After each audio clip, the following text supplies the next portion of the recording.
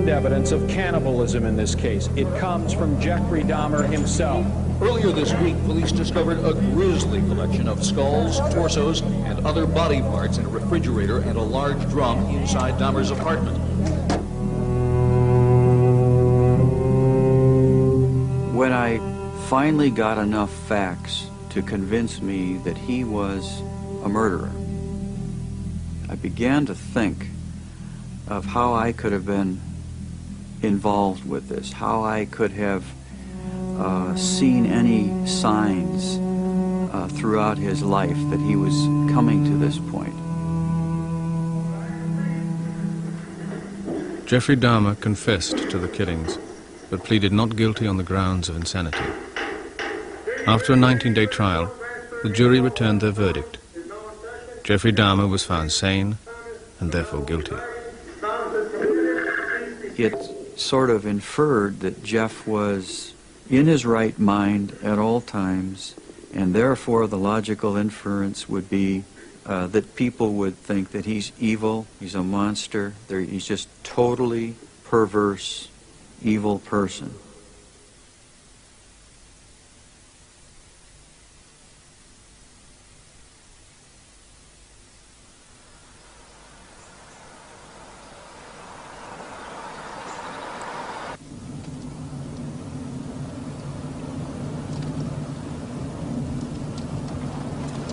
This is Doylestown, where we first moved.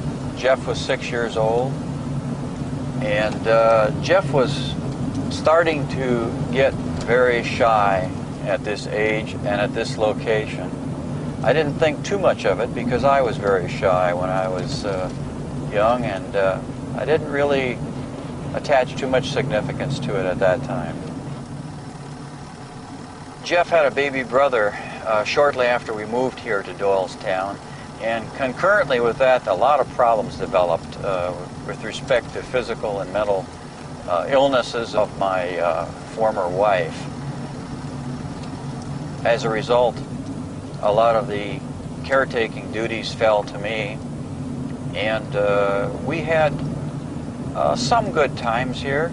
Every Sunday morning, Jeff and I and his dog Frisky would walk over to a neighboring farm and collect eggs, about a 2-mile walk, and then we would return and I'd fix breakfast for everyone. It was sort of a tradition.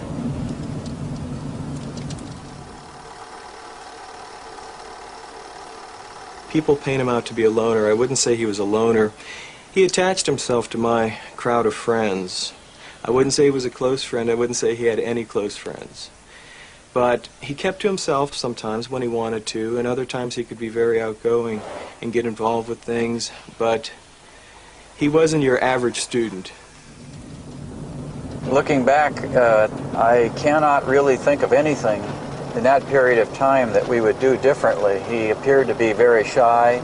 We addressed that question with his teacher several times, and I really can't think of anything that we would do differently, except if I had it in me, I would be able to draw out his thinking more. About his home, we never went to Jeff's house. We never went in his home, and that was because we had heard from neighbors, fellow students that lived in the neighborhood, that his parents fought bitterly and that his house was not a place you want to spend any time because of his parents. You know, Jeff really didn't invite people in. He didn't invite you over much. And I think in a way maybe he felt embarrassed about the situation at home that his parents fought so much. Well, it just didn't seem like my parents really liked each other too much. It just made me feel on edge, unsure of the solidity of the family. Mom was comforting when she could be. She was sick a lot during that time.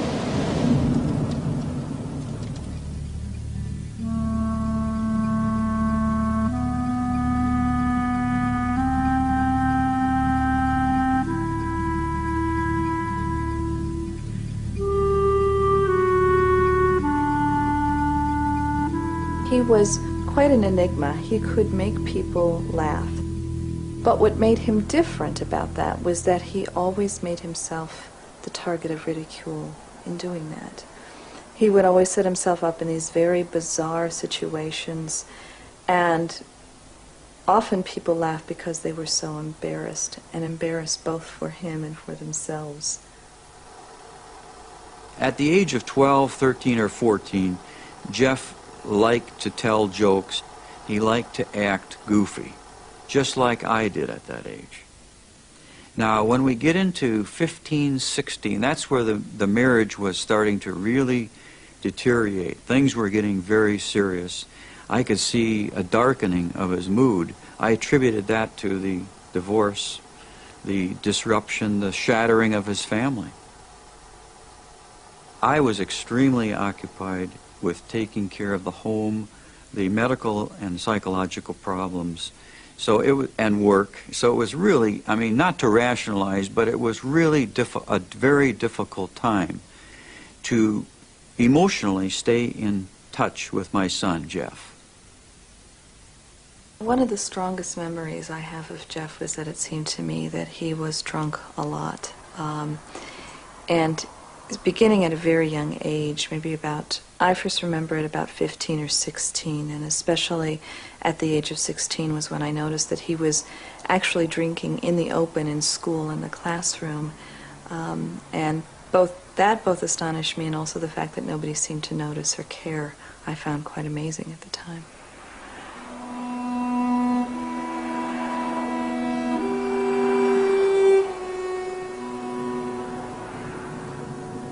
It was on this Bath Road where we moved, and Jeff and I participated with a lot of activities and events. We planted all the evergreens on the property together, planted a garden together every year. But it was at this time where he roamed around these roads on his bicycle with garbage bags looking for animal remains, animals that had been hit by cars, such as dogs and raccoons, and took them back into the woods, unknown to any of us, and dissected them just to see what was on their inside. Jeff also had a what you'd call a pet cemetery. It was a little area where he would put little crosses and remains of chipmunks and so forth, and it was across the street up in the neighbor's woods. So it was about this time that things were starting to develop apparently in his mind, taking a bizarre turn.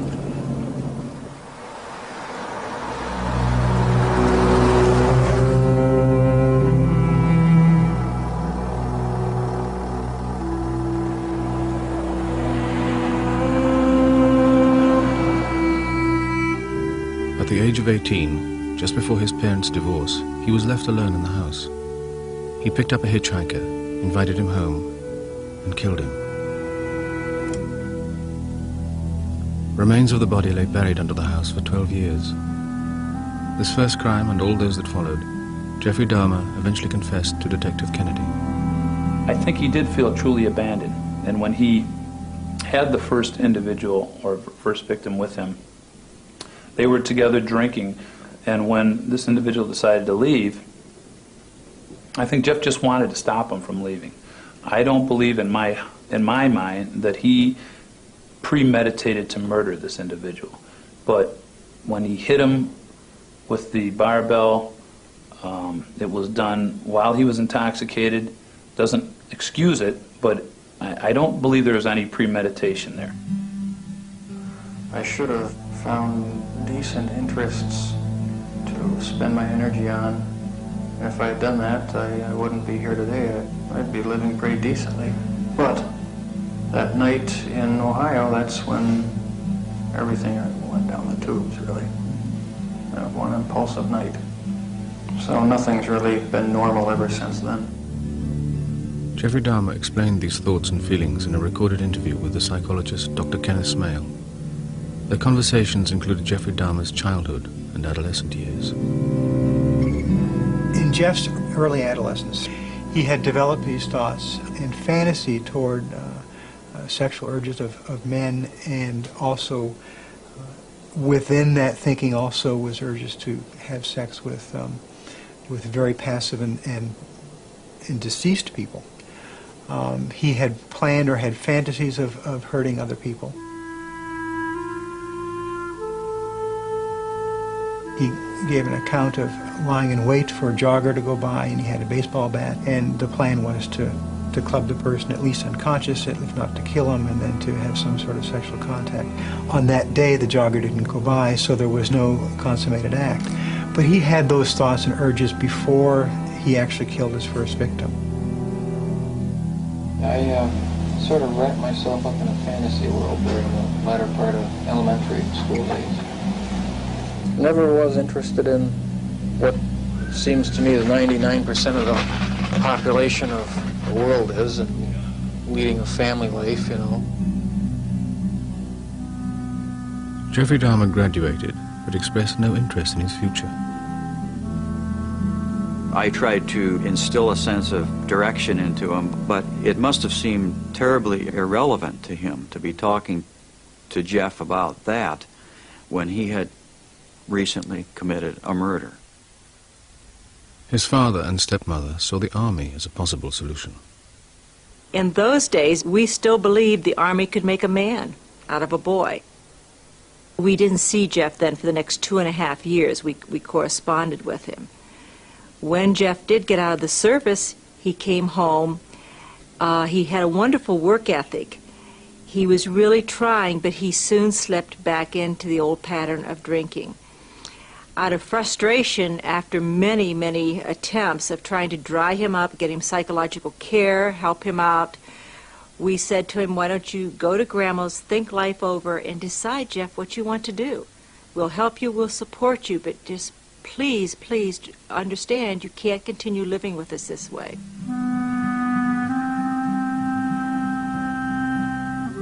In January 1982, Jeffrey Dahmer left for his grandmother's house in Milwaukee. Lionel hoped that her influence might give him a sense of purpose and direction. Because he loved his grandmother and the fact that she was this religious, devoutly religious woman who did impart some of her religious values on him, and he saw them as good, strong values, something to take hold of. He realized that his grandmother's values and his grandmother's religion did not accept homosexuality. And he did quote to me something from the Bible that talks about homosexuality as being, unnatural and something to be banished. He didn't agree with that, and he had trouble with that, reconciling that with, how he felt about his grandmother. After deciding that he wasn't going to be saved by religion, he wholeheartedly embraced the homosexual culture. He kept it hidden from his grandmother, but would take the bus and hang out in the gay area of town.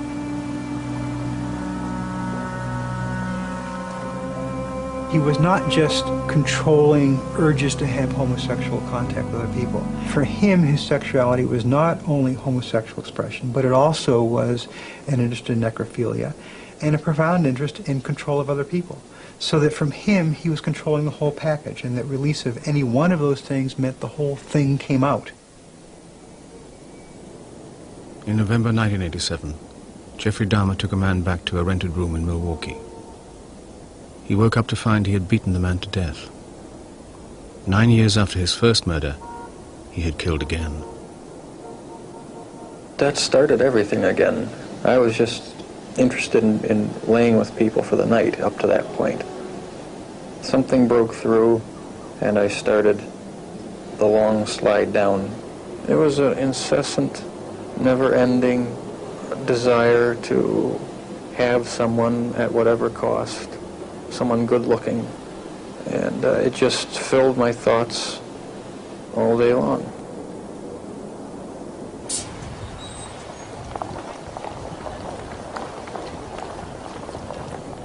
By the spring of 1990, Jeffrey Dahmer had moved out of his grandmother's house and was living by himself in an apartment in downtown Milwaukee. Every day he caught a bus to the local chocolate factory, where he worked as a shop floor worker. Lionel remained in touch with his son. They met up in the fall in Milwaukee at the grandmother's house. But by that time, Jeffrey Dahmer had killed 5 people, 3 of them in that house.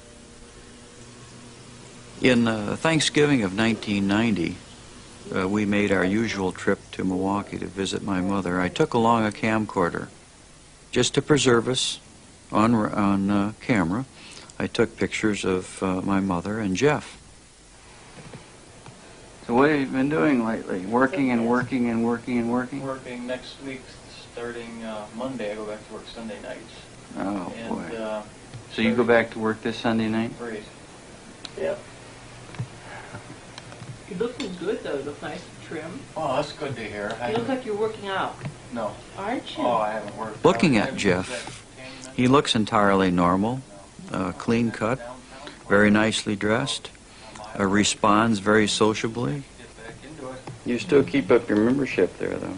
Yeah, it's only There's nothing to indicate, really, that he had recently killed people. No, I've been surviving on McDonald's food for, since I moved down there. I really could not really see how I or anyone could think that he had been involved with murder or even something less than that. There's just no indication. I don't think. I couldn't see anything. Could you, honestly? And of course, you woke up at what, 8 this morning? Right. And then you cleaned up your apartment really nicely so you could show us what it looks like? Yeah, I want you to come over if you feel like it. I haven't done any dusting or vacuuming or anything. I do that on Sundays. But as I was talking with Jeff and trying to get a feel for why he was killing people, some of the things that he brought up was, the first point was that all of the other people who he tried to have a close personal relationship with would eventually leave, and he didn't want them to leave. So by killing them, he ensured that they were no longer going to go anywhere. Because I used to staff for... The other part was that ever since he was a small child, when he found out that he was gay, this was a part of his life that he knew was not acceptable to his mom or dad. He knew was not acceptable to his school or his religion, so he kept it very secret. And in a way, Jeff felt that his secret life, his gay life, gave him power in a way that it was something that nobody else that knew him knew about. It was his own little world that he had a certain amount of control over, and he enjoyed that. Do you know who the other person is there, that beautiful blonde sitting on the couch? Yawning? And Sherry. That's right. And who is this? Jeff. That's Cousin Jeff. Yes. Word, did you see what he did? He stole Looks like a bunch of satisfied people sitting around here. Did you get Topper and American class? Yes. I think you can't deny the fact that he was pursuing pleasures when he was doing this. But to a large extent, Jeff had nothing else going in his life. The relationships with people meant nothing to him.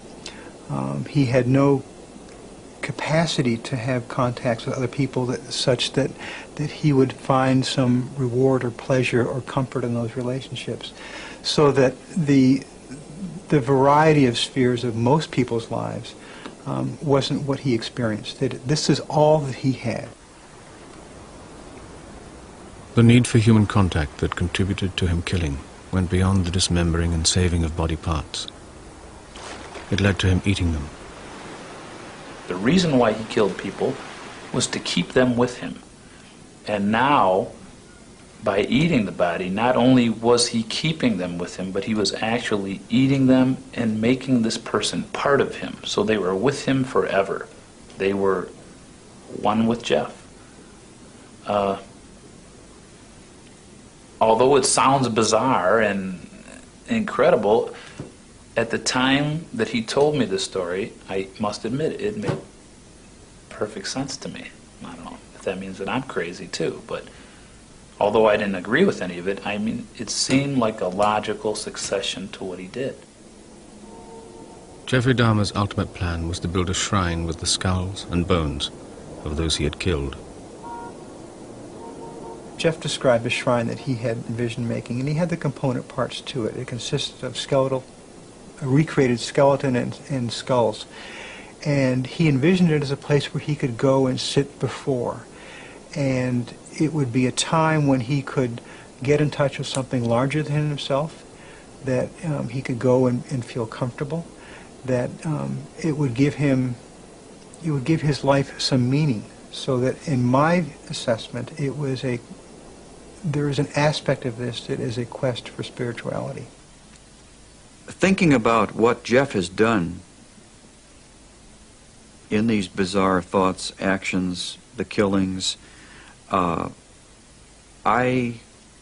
reconcile that in my mind with loving him and continuing to think of him as my son, a loving son, and having love toward him by viewing that side of him as something which he absolutely allowed to be out of control, or was in fact controlling him. Please, come on. Really, seriously. Everybody up. The pace of his killing accelerated. In the summer of 1991, in just 3 weeks, he murdered another 4 men. He had by now killed 17 people. It's very clear at the end that he was utterly, absolutely out of control with all of this. The bodies truly were piling up, literally were piling up. They got massive stuff on. He, at one point, had one in the bathtub and one hanging from the shower, and he slept with one in the bed next to him for a while simply because he didn't have time to dispose of it. I mean, it really points to somebody not who was in control of that, but who, in a sense, was being controlled by that.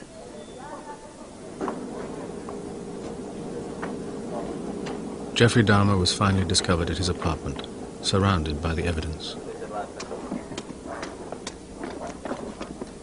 He was arrested and charged with murder. At the first meeting with Jeff after he was arrested, I held him close and I cried for about a minute, and Jeff did not show any emotion at all. And I didn't really realize it at the time. I talked with him about it afterwards, but I didn't really realize it that he wasn't showing any emotion at the time because I was shaking so much. I thought he was shaking too.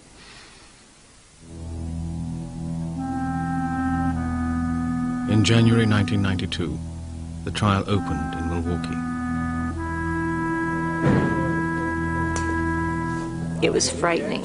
It was traumatic to have the victims' families to our left, and there were activist groups to our right, and people stared at us. In fact, some sweet old lady came and sat down beside me, and someone came over and whispered in her ear who we were and made her move.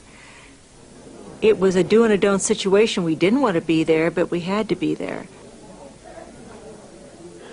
While the details of Jeffrey Dahmer's crimes became widely known, he himself had not been seen publicly since his arrest. Among those waiting in court for his first appearance was the author Brian Masters. There was an enormous feeling of hatred, resentment, anger, as if they would have torn him limb from limb if they could have done. Because he'd not only bereaved them, but he had removed from them the object of their grief. They had no bodies to grieve over. All right, please. What this man had done, he had the ultimately ridiculous notion of taking somebody's will away by drilling a hole in the head of a live man who'd had too much to drink and was drugged, and pouring acid into the hole in the head in order to deprive him of that part of his brain which would wish to have a will of its own to leave. And he hoped that he would keep people in this way. These are the things this man had done. And what we saw was somebody who looked like a tennis player, somebody who looked fairly studious, very quiet, unsmiling, no sense of life to him. He seemed to be a whole jigsaw puzzle with the central point missing and irrecoverable. Jeffrey Dahmer's guilt or innocence depended on his state of mind at the time of his crimes. The defense argued that because he was a necrophiliac, he was not able to control his actions. The prosecution rejected this. What this defendant did, he decided, this man that sits in this courtroom now, for his sexual satisfaction. His sexual satisfaction killed Stephen Hicks. I thought the rhetoric at the trial took a very bizarre turn in that it was presented to the jury as though killing and eating and masturbating over dead bodies and having sex in the viscera of the bodies was just another sexual choice that Jeff had made. And it was clear to me, reading his very horrifying confession to the police, that it was anything but that.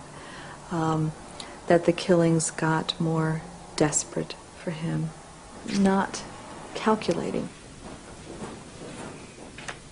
If you just look at the totality of what Jeff Dahmer did, obviously you got to say he's freaking nuts. I mean, only a nut would do this. Only a crazy person would do what he did. But if you look at the whole story, the whole scenario of Jeff Dahmer, from his earliest sexual awakenings and dabbling and cutting up of roadkill animals that he found, through his experiences with which I would call an accidental death in Bath, although he would have had to pay some consequence for it, to his second death, which kind of triggered the whole thing again here in Milwaukee. It's very logical to me how he got into this situation. When you would talk to Jeff Dahmer, you definitely would not get the idea that you were talking to a nut. In a special verdict, question number 1. At the time the crime was committed in count 2 of the information, did the defendant, Jeffrey L. Dahmer, have a mental disease? Answer, no. Question number 2 need not be answered. On each count of murder, the jury rejected the claim that Jeffrey Dahmer had a mental disease and declared him legally sane. While Dr. Smale agreed with the verdict, he admits that the language of the law fails to truly describe Jeffrey Dahmer. You all agree that I have accurately... It seemed to me like that he had seen madness, in a layman's sense, that he had seen madness. I don't know how to say that professionally, but that he had been someplace and had partially come back, but had been someplace that others wouldn't go, couldn't go, but haven't been. It now becomes the duty of the court to impose sentence in this case. The important point is that the sentence is structured in such a way that this defendant will never again see freedom. One of the implications for the jury's verdict here was that it was not the disease that was responsible for what he had done, but that Jeff had done it. The implication of that is that he remains one of us, that he is still within the bounds of humanity. And that, I think, is for me, more uncomfortable than the idea that he was insane and not responsible for what he did. Your Honor, it is over now. This has never been a case of trying to get free. I didn't ever want freedom. Frankly, I wanted death for myself. I feel so bad for what I did to those poor families, and I understand their rightful hate. I am so sorry for that, and sorry for everyone else that I have hurt. I have hurt my mother and father and stepmother. I love them all so very much. I hope that they will find the same peace I am looking for.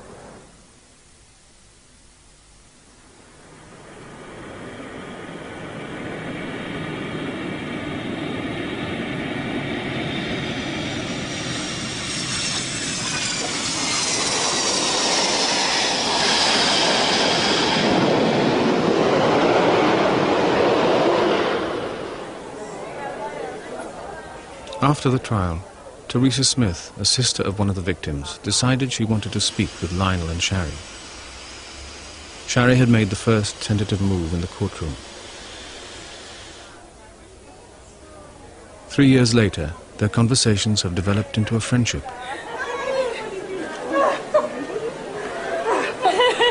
You come very good. There you go. Thank you. Very pretty. Where's Lionel? Oh, he's the along. I have parents, and I put myself in their shoes. If that was my parents, they would be going through a lot.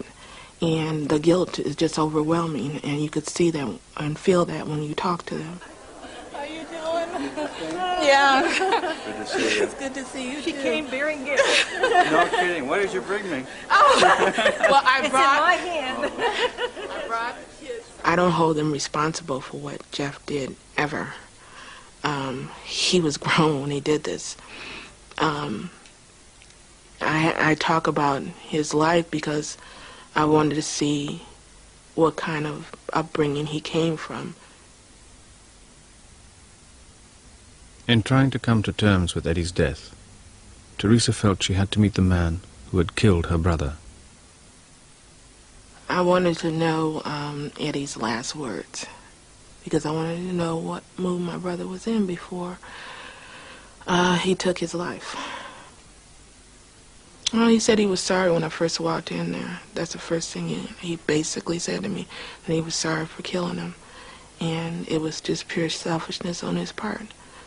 And if he could do it all over, he wouldn't have did none of that. But he couldn't help himself. So, and stuff. I'm really glad to see you guys. Yeah, we are too, Teresa. We're glad you're back down here. She is unlike any other person I know because I would have a very hard time forgiving anyone associated with someone who had done what Jeff did to my loved ones. Duties. I wish everything could be this peaceful. And I know. Friends could It'd get be nice, along like wouldn't it? this here. Yeah. Wouldn't it be nice to have your own private little island somewhere to escape? Yes. Just forget it all. You just understood that you had to move on and you had to understand. Otherwise, you would just stay in the past, and I couldn't deal with that because just thinking about that hurt it even more. It's been 3 years and it still hurts, you know, but it doesn't hurt as much as I didn't before I knew them. Beautiful lake. How's your family doing? They're doing well, as well to be expected and stuff, you know. Good. And yours? Just getting by, right. About the same. Yeah. I think he did what he could. You know, you can always look back and say, you know, you should have did this, and you should have did that, and you should have been aware of this. But you can't. You know, it's like I said, it's easier to look back and blame. It's harder to just go ahead and say, well, this is what we'll take it from there.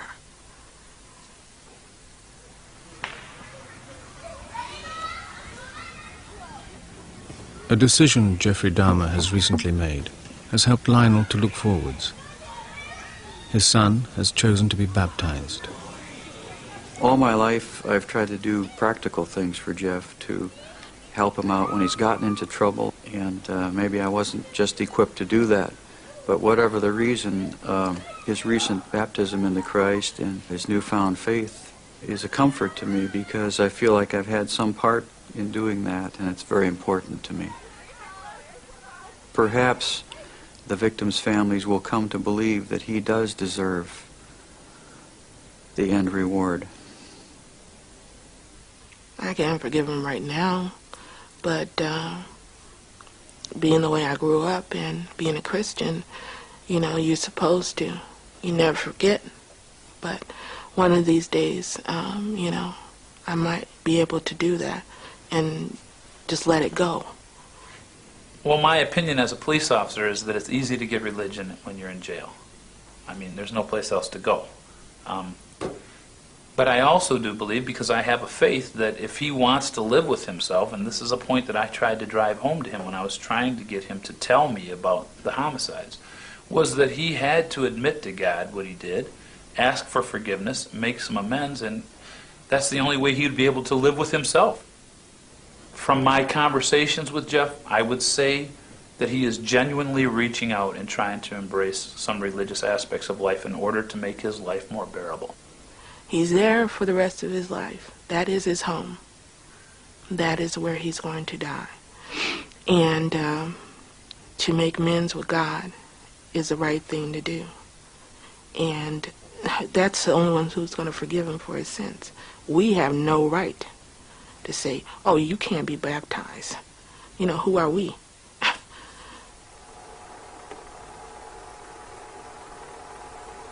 When I found out what Jeff had done, I could have just walked away and forgotten about any type of affiliation or duty. The reason I stayed with Jeff is that I identify so closely in his shyness, his feelings of ineptness and inferiority. There's a very deep love there to try to do something to show the world what he really was like as a youth. In looking at what he had done as an adult, one would expect to find horrible secrets coming out of his childhood, perhaps abuse of various kinds. There simply was never any evidence to support those notions. He had an imperfect childhood. Many people do, and not anybody else comes to an adult life and winds up killing people as Jeff has done. So while there may be contributing factors in his childhood, they certainly don't provide an answer as to why Jeff did what he did do. People want us to feel ashamed, and I think that's sad. I think that's incredibly sad that they want us to bear the shame for his crimes. We have nothing to be ashamed of. We're guilty of bearing the same last name. My husband gave him creation, was part of his creation, but we have no reason to be ashamed. And I'm puzzled sometimes when people look at us as though we have not eaten enough dirt or paid a dear enough price, because I dare any of them to walk in our shoes. It's amazing to me in 31 years, 31 short years, how I could create such hell for myself and everyone around me. Because I did it. It's my doing, my little horrid creation. You know, I mean, people can say, well, it was family pressures or it was mental disease, but the fact is that I'm the one that did it. Very self-destructive life.